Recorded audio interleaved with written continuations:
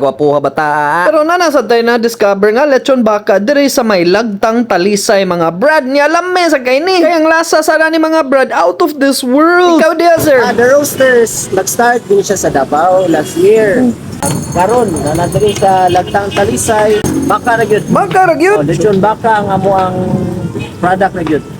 Nanami baka sauce, librera na siya. Napoy gravy. May gravy unsa pa? Naputay spicy vinegar. Kani nga branch kay nata diri karon sa Lagtang Talisay.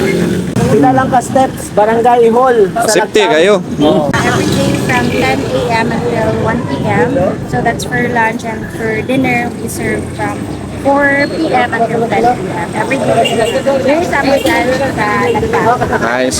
So karon nakadungog jud mo gikan sa mga tag-iya mismo nga ang ilang opening time so nya unsa pa jud ilang mga gi-offer. So baka ra gyud mga brad purting lamia kay lami sad ilang timpla. Ani na ra jud ko usap ani. So ang style ani diri mga brad pang take out ra gyud ni. So kung ganahan jud mo mutila og lami nga lechon baka ari mo diri sa may Lagtang Talisay the Roasters. Nya kung gikan mo ginom-inom sa inyo mga barkada nya piti na kay mo mao jud ni ang pinaka-best nga pagkaon ninyo makaon para mawala inyong hangover. 310 ra good for 2 to 3 packs. So ali na mo diri sa may the Roasters mga brad di jud mo magmahay. Fire. Ari sa Ghost Roasters kim order na ko.